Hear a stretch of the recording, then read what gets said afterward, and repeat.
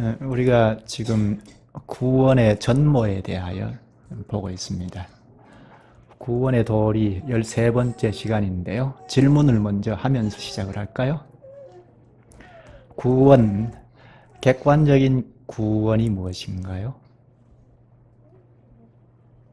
객관적으로 이루어 놓은 구원이 무엇입니까? 그리스도의 대속의 사실이죠. 예수 그리스도께서 십자가에 죽으시고 부활하신 사실. 우리가 구원이 되고 안 되고 문제를 떠나서 예수 그리스도께서 십자가에 죽으시고 부활하셨다 하는 이것이 우리의 구원을 이미 이루어 놓으신 사실이죠. 주관적인 구원은 이미 이루어 놓으신 대속 사역의 효과를 믿고 나오는 자에게, 우리에게 미치게 하셔서 적용하면 우리의 구원이 되죠. 주관적인 구원이 됩니다. 이런 자를 그리스도와 연합의 세례를 베풀어서 교회에 참여하게 되죠. 오고 오는 모든 주의 백성들을 이미 십자가의 대속 사역에서 구원을 이루어 놓으셨습니다. 그리고 때가 되어서 말씀으로 불러 모으셔서 구원의 효력을 미치게 하셔서 개인 구원을 다 이루셔서 교회에 참여케 하십니다. 지금 우리가 이 점을 생각하고 있습니다. 그리스도의 대속 사역의 효력이 우리에게 어떻게 미치는가, 이런 점 저런 점을 살피고 있습니다. 성경에 구원은 이런 것이다 하고 한두 마디로 정리를 내려서 가르치지 않고 여러 가지 그림 언어를 사용해서 가르칩니다. 그것은 그리스도의 죽음과 부활의 효과가 우리에게 미칠 때 여러 다양한 면으로 미치기 때문에 그렇습니다. 간단한 문제가 아니고 전체적으로 크게 미치기 때문에 여러 그림 언어를 사용해서 구원을 가르쳤습니다. 예를 하나 들면 이런 것입니다. 우리가 우리 집을 보는 것과 같습니다. 어떤 사람이 저에게 한 20억짜리 집을 선물해 주셨습니다. 놀랄 일이죠. 요즘은 돈 가치가 없어서 그런지 20억짜리도 놀라지는 않을 수 있는데요. 아무튼 선물, 집 없이 살던 사람에게 이런 선물을 받았으면 굉장한 일이죠. 그래서 집을 한번 쓱 살펴보고 이런 선물이구나 하고 좋아하는 정도인가요? 앞에서 보고 옆에서도 보고 안으로 들어가서 구석구석이 다 살펴보면서 이런 선물을 주셨다. 참 집이 이렇게 생겼고 구조가 이렇게 생겼고 참 좋다 하고 그 은혜를 감사하면서 기뻐하죠. 집 하나를 볼 때도 그냥 보는 것과 앞에서 보고 옆에서 보고 뒤에서도 보고 안에 들어가서 이모저모 살피면 훨씬 더 구체적으로 집이 어떤지를 알 수가 있습니다. 그렇잖아요. 우리의 구원의 문제도 그렇습니다. 십자가의 대속의 효과가 우리에게 미치는 것이 어떤지, 대속 사건, 대속 사역이 하나의 본체입니다. 집과 같이 본체인데 그 효력이 미치는 것은 이런 면도 저런 면도 여러 다양한 면들이 있다는 것입니다. 우리가 지금 그걸 생각하고 있죠. 처음에 대속의 효과가 우리에게 미쳐져서 새 사람, 옛사람이 죽고 새 사람으로 난다, 새 생명을 가지게 한다 하는 것을 생각했죠. 또 십자가의 대속의 사역은 의롭게 한다, 죄인인데 의롭게 한다 하는 것도 생각을 했습니다. 바로 지난 시간에는 하나님과 반목관계에서 진노만 쌓아가던 우리인데 대속의 효과가 미쳐서 하나님과 화목하고 산다 하는 것도 생각을 했습니다. 오늘 하나 더 생각하죠. 구속에 대해서 생각하겠습니다. 대속의 사역이 우리에게 미쳐지는 한 면이 구속한다는 것입니다. 구속입니다. 구속이 아니고 속박한다는 것이 아니고 구속입니다. 구원한다는 것과 속한다, 속하다 하는 것과 겹쳐진 합성어입니다. 구원할 때 구자, 그리고 속하다 할 때, 속량할 때 속자입니다. 속량이나 구속이나 비슷한데요. 속량이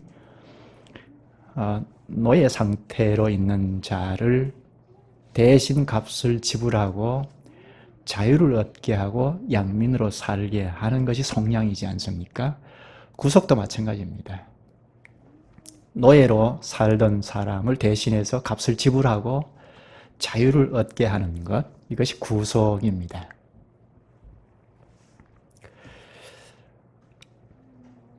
우리가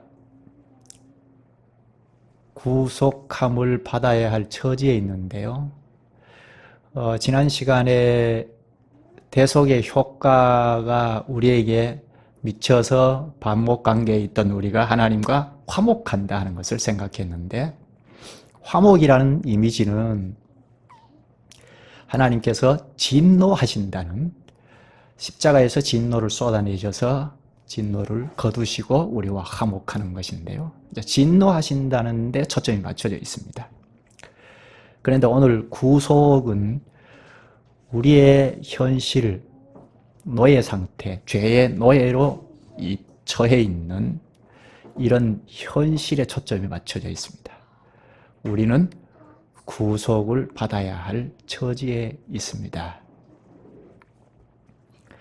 구속이라는 이 용어가 구약에는 어떻게 쓰였는가, 이것을 좀 생각할 필요가 있는데요. 구약에 구속이라는 말이 쓰여진 것은 크게 세 가지 경우에 사용되었습니다. 이것이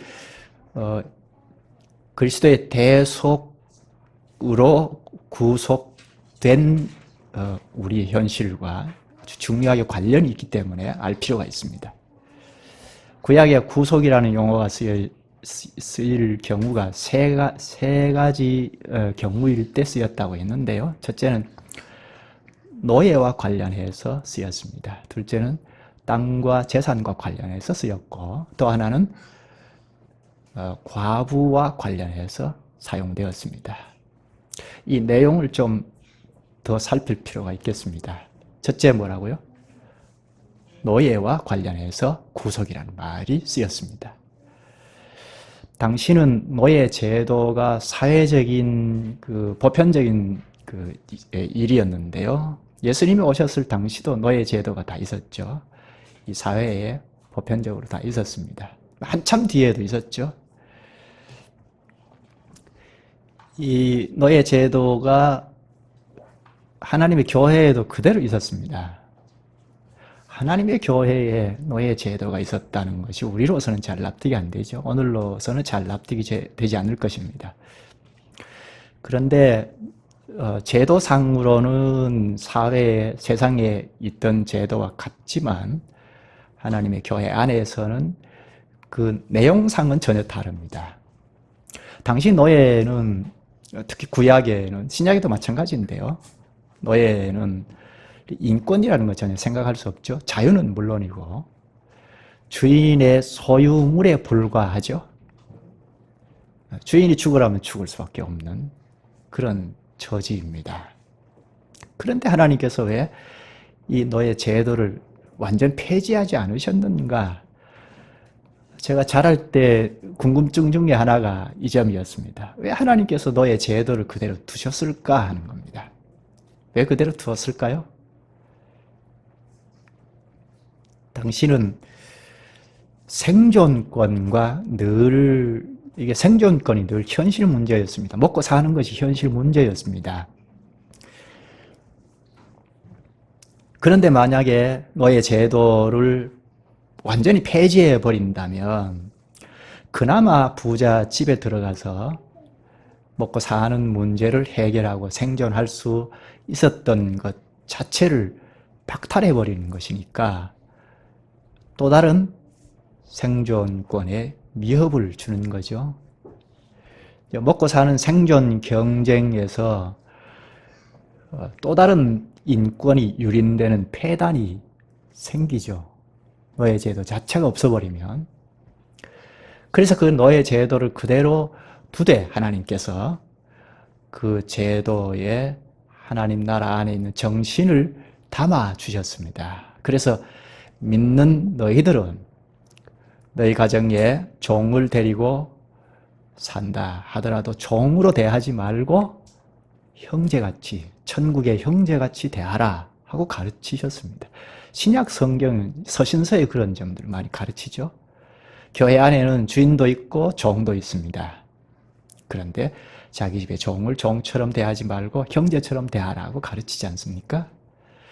그리고 여기서 또 하나는 구약시대에는 고엘 제도를 세우셨습니다. 고엘은 구속자라는 말인데요. 피치 못해서 썼습니다. 고엘, 구속자 같이 쓰겠습니다. 기본 동사는 가알인데요. 구속하다는 말입니다. 이 고엘 제도, 구속 제도를 세웠는데요. 그래서 남의 집에 피치 못해서 종살이를 한 자들을 대신 값을 치르고 자유를 주는 이 제도가 고엘 제도입니다. 자유를 줄 때 구속이라는 말을 사용했습니다. 또 하나가 무엇이죠? 구속이라는 말을 사용할 경우가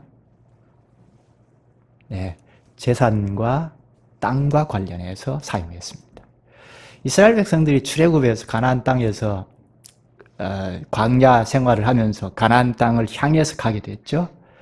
가나안 땅에는 사명의 땅이었지 않습니까? 우리 수요일 날 공부하면서 생각을 했죠. 가나안 땅은 그냥 들어가서 그냥 무의도식하고 사는 그런 것이 아니고 신령한 전쟁을 해서 원주민들 다 물리치고 하나님 나라를 건설해야 하는 사명을 가지고 가나안 땅에 들어갔습니다. 그래서 가나안 땅에 들어가서 정복해서 정착하고 살 때 하나님께서 이스라엘 백성들에게 그 땅을 골고루 분배를 해주죠. 이스라엘 백성들은 하나님으로부터 땅을 분배받아 살게 됩니다. 골고루 분배받아 살게 되었으니까 평균적이었죠. 그런데 생활하다 보면 뭐 자연재해라든지 혹은 전쟁이 많았으니까 전쟁을 하거나 하면 거기다가 가장이 죽기라도 하면 이 가정은 이제 생계가 어려운 상황에 처하게 됩니다. 그래서 어쩔 수 없이 하나님으로부터 받은 땅을 팔지 않으면 안 되는, 그래야 살 수 있으니까 팔게 되는 경우가 생기죠. 그럴 때 가까운 친척이 대신 값을 지불하고 원래 주인에게 되돌려주는, 이것이 고엘 제도입니다. 이때 구속이라는 말을 썼습니다. 또 하나 남은 게 무엇이죠? 과부와 관련해서 구속이라는 말을 썼습니다. 혼인을 했지만 남편이 죽고 자녀도 없고 이럴 경우에 가까운 형제나 혹은 친족 중에 유력한 자가 남편도 되어주고 또 가계를 이어주는, 자녀를 낳게 해서 가계를 이어주는 역할을 했는데요. 이것이 고엘 제도, 이때 구속이라는 말을 썼습니다. 우리 룻기서에서 볼 수 있죠. 나오미 같은 경우가 바로 구속자입니다. 고엘 제도를 잘 사용한 경우입니다. 모압에서 베들레헴으로 돌아왔을 때 이 나오미와 룻이 남편을 다 잃어버리고 돌아왔죠. 그때 보아스이죠. 보아스가 룻의 남편이 되어주죠. 보아스가 아주 유력한 자인데 남편이 되어주고 그리고 자녀도 낳게 되죠. 그 자녀의 후손이 다윗 왕이고 그 후손 중에 오신 분이 예수 그리스도이죠. 자녀를 낳게 해 주었습니다. 또 땅도 되찾아 주었습니다. 그래서 보아스가 예수 그리스도를 예표합니다. 이렇게 세 경우에 노예와 관련해서 또 땅과 재산과 관련해서 그리고 과부와 관련해서 고엘 제도가 성립되었고 구속이라는 말이 사용되었습니다. 그런데 문제는 오늘날 우리가 구속되지 않으면 안 될 처지에 놓였습니다. 이것은 만인류가 놓여 있는 처지가 바로 구속되어야 할 처지입니다.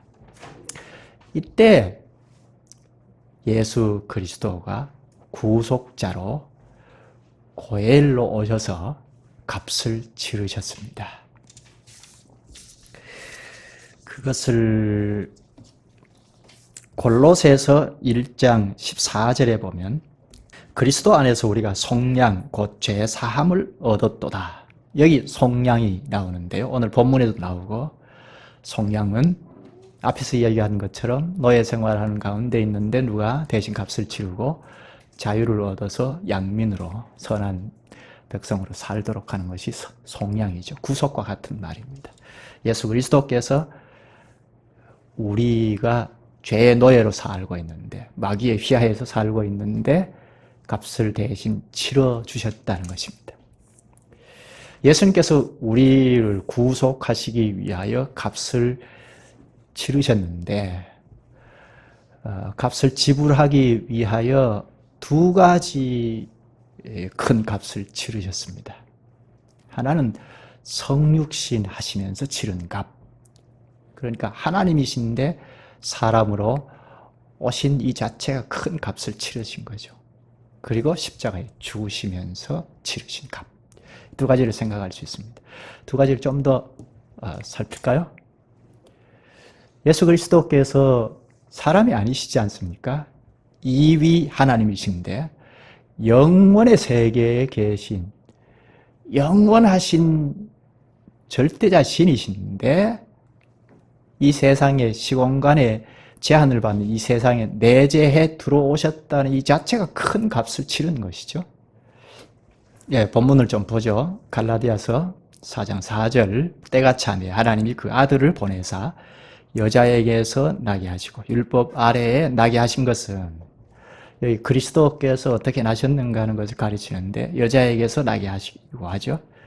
이 말은 우리와 같은 사람으로 오셨다는 이야기입니다. 그리고 율법 아래에 나게 하신 것은 나는데 예수 그리스도도 우리 사람으로 오셔서 하나님의 율법을 지킬 의무를 가졌다는 것입니다. 실제로 예수 그리스도께서 하나님의 율법을 다 지키셨죠. 이 땅에 오셔서 하나님의 율법을 다 지키셨습니다.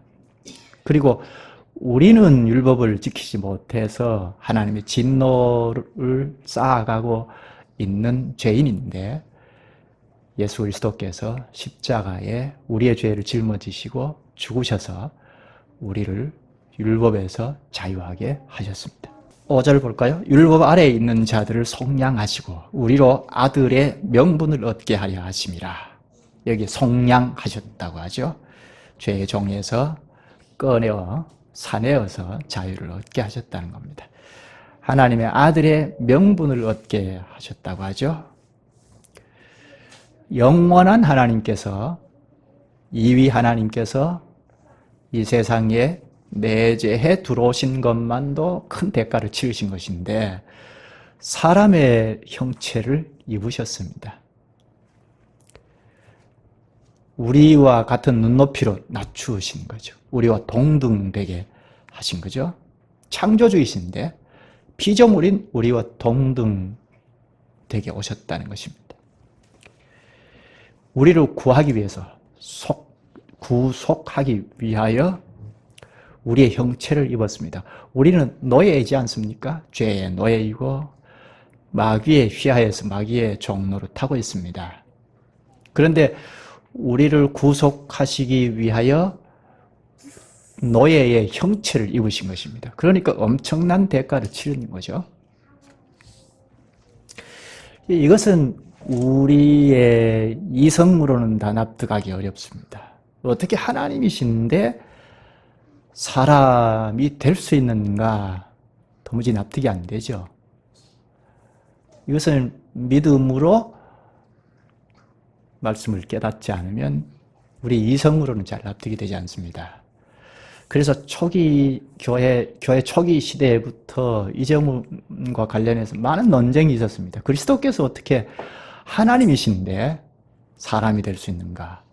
신성과 인성을 어떻게 한 존재 안에 같이 조화를 이룰 수 있는가? 그럴 수 없다 해서 어떤 사람들은 신성이 있다면 인성을 지배하고 능가하지 않겠는가 해서 그리스도의 신성을 아주 강조를 했습니다. 지나치게 강조하다가 381년 콘스탄티노플 회의에서 이단으로 정죄되기도 했습니다. 그 사람이 아폴리나리우스인데요.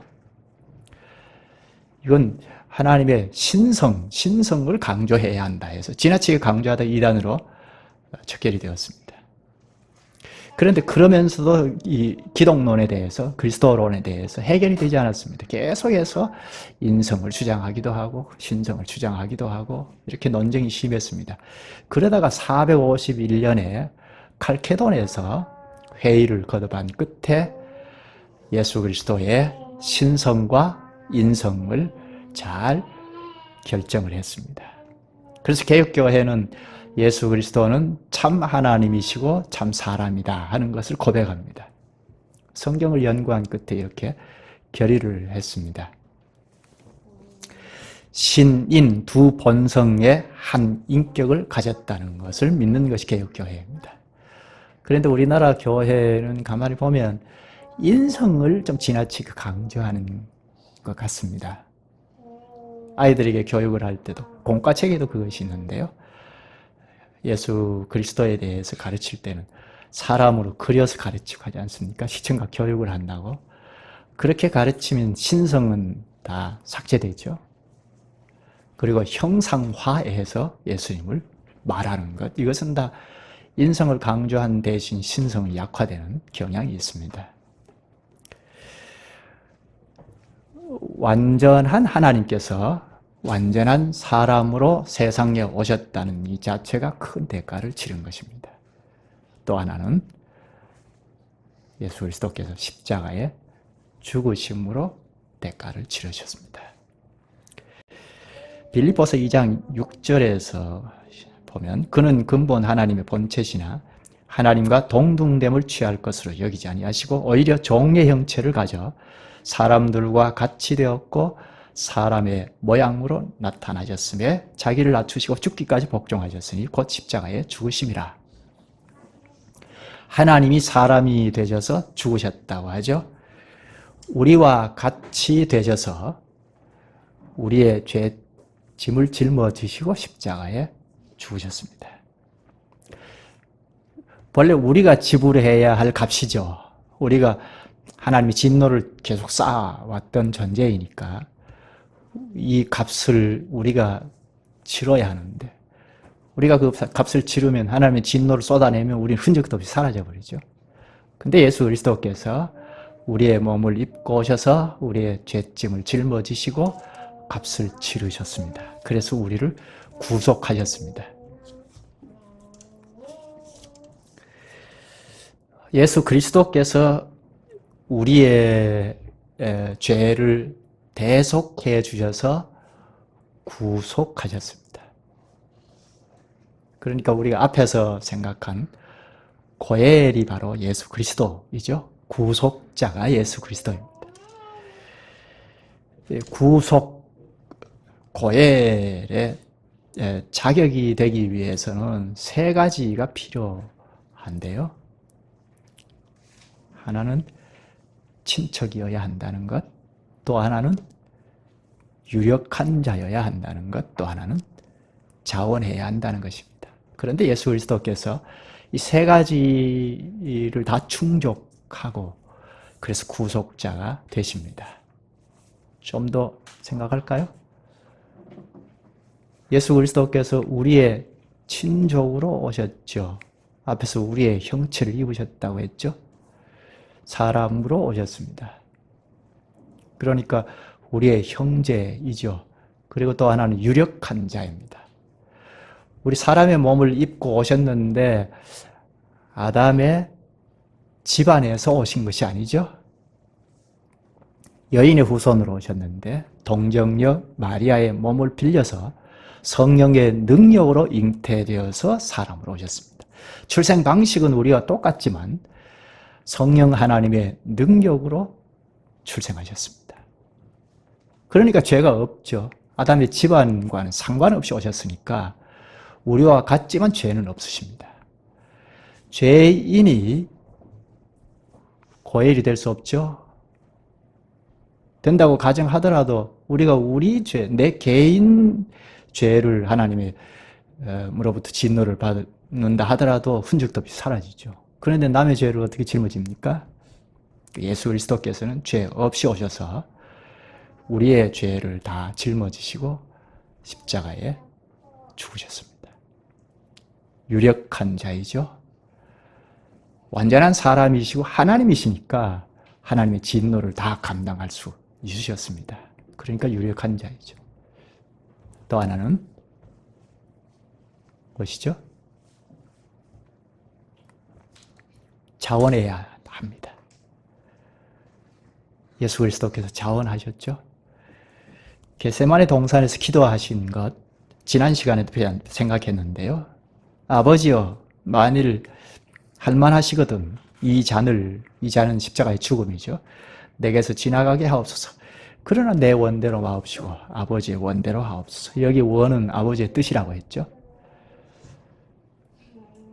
하나님이신데, 그리스도는 하나님이신데 십자가의 죽음을 거부하실 수 있습니다. 그런데 스스로 그 십자가를 자원해서 짊어지셨습니다. 자원해서 짊어지셨으니까 고엘이 되실 자격이 되죠. 이렇게 예수 그리스도께서 세 가지의 자격을 구비를 다 해서 우리의 완전한 구속자가 되십니다. 그래서 우리를 구속하셨습니다. 그리스도의 은혜로 구속함을 받은 사람은 이제 자유롭습니다.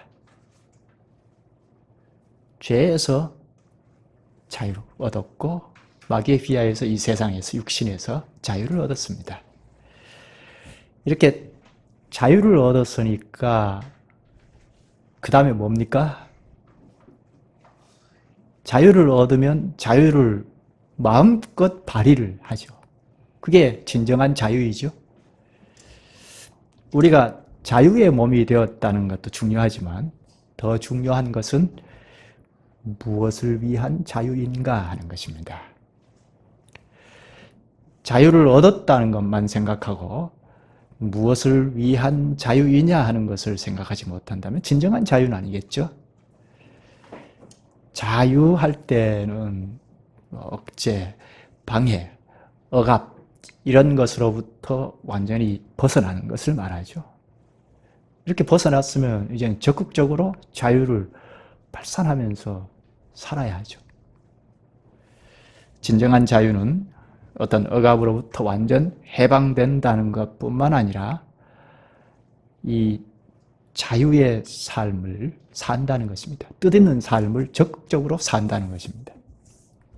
가령 나라가 식민 통치 휘하에 있다 해방이 되고 나면 어떻습니까? 나라의 정체성을, 주체성을 발견하고 발전시키죠. 언론이 정부의 통제와 검열 가운데 있다가 거기에서 자유를 얻으면 마음껏 진리를 출판하죠. 이것처럼 우리가 그리스도 안에서 자유를 얻게 되었다는 것은 무엇을 위한 자유인가 하는 것을 반드시 생각해야 하죠. 내 마음대로 산다. 그것이 아니죠. 내 마음대로 살다가 죄의 종로를 타게 되었잖아요. 진정한 자유는 하나님으로부터 옵니다. 하나님으로부터 시작합니다. 우리 하나님은 자유로운 분이시죠. 현재, 과거, 미래가 없는 영원하신 분이죠. 그 하나님이 우리를 죄에서 자유를 얻게 하셨을 때는 좀 자유롭게 살아라 하신 것 아니겠습니까? 마귀로부터, 마귀의 노예 노릇했으니까 거기서 벗어나서 좀 살아라. 이 세상에서 좀 벗어나서 살아라. 육신에서 벗어나서 살아라. 죄에서 벗어나서 살아라 하십니다. 세상에 갇혀 있지 말아라 하시는데요. 이것은 무제한적인 자유를 말하는 것이 아닙니다. 무제한적인 자유가 결국은 우리가 죄의 종노릇하게 됐죠. 아담이 제한을 받지 않은 자유를 구하다가 결국은 죄의 종노릇하고 마귀의 노예 노릇하고 하게 되었지 않습니까? 참된 자유는 하나님에게 가서 하나님과 교제하고 화목하는 것입니다. 지난 시간에 화목을 생각했는데 하나님과 화목하는 것입니다. 이것은 제한되어 있죠. 하나님 앞에서 제한이 되어 있죠. 하나님을 벗어나지 않죠. 완전한 자유는 제한된 자유입니다. 무제한적인 자유는 곧 역시 죄의 노예로 돌아가는 것입니다. 마귀의 편으로 돌아가는 것이죠. 물고기를 생각할 수 있습니다. 하나님께서 물고기는 물에서 살 수 있도록 창조하셨습니다. 따라서 물고기는 물 속에서 아가미를 사용해서 산소를 흡수하죠. 물고기다운 것은 물 속에 있을 때 물고기다운 것을 잘 드러냅니다. 그런데 자유 하면서 물고기 바깥으로 뛰쳐나오면 그 실로 죽음뿐이죠. 이와 같이 참된 자유는, 사람에게 참된 자유는 바로 하나님에게 의존하는 것입니다. 하나님의 지도하에 있는 것입니다. 사람다우려면 하나님께 의존해서 하나님의 사랑을 공급을 받으면 사람답게 됩니다. 물고기가 물이 필요하듯이 사람은 하나님의 사랑이 필요합니다. 하나님의 사랑을 떠나서는 참된 자유라고 말할 수 없습니다. 사람다움을 잃어버리죠. 구속받은 사람이 참으로 자유함을 누리고 살려면 하나님의 사랑을 공급받아야 합니다. 하나님의 사랑을 입고 살려면 죄의 노예에서 벗어나야 합니다. 이 세상에서 마귀의 휘하에서 벗어나야 합니다. 하나님의 사랑을 날마다 풍성하게 공급을 받아야 사람다움을 나타냅니다. 하나님의 사랑을 공급을 받으면 이웃을 사랑하게 되죠. 자유다 하면서 아무런 책임도 지지 않는다면 이 세상과 죄의 노예다 하는 것밖에 안 됩니다. 참된 자유는 하나님의 사랑을 받아서 사람 상호간에도 사랑을 합니다. 사랑하니까 모든 책임을 지죠. 무책임하지 않죠. 하나님과 사람을 사랑하기 위하여 그리스도께서 우리를 대속해 주시고 구속하셨습니다. 천상 세계에 가면 완전한 자유 가운데 하나님과 이웃을 사랑하죠. 우리를 구속하신 것은 결국 완전한 자유 가운데 거하도록 하기 위함입니다. 죄에서, 마귀에서, 육신에서, 이 세상에서 완전한 자유를 누리도록 우리를 구속하셨습니다. 그럴 때 하나님을 사랑하고 그 사랑을 힘입어서 이웃을 사랑할 수 있기 때문입니다. 기도하시죠. 자비하신 주님, 저희의 고엘이 되신 그리스도의 구속의 사실을 깨우쳐 주셔서 저희의 위치를 다시 보게 하시니 감사옵나이다. 옛 아담과 함께 주님의 말씀을 어김으로 마귀 편에서 죄의 종노릇을 하고 주님의 나라를 잃어버리고 살아가던 저희를 구속하심으로 그리스도의 신부인 교회에 참여하여 살게 하시니 참으로 감사옵나이다. 그리스도 안에서 영원히 자유로운 신분을 가진 자답게 주님의 사랑을 공급을 받아서 이웃을 사랑할 수 있게 하여 주시옵소서. 예수님의 이름으로 기도하옵나이다. 아멘.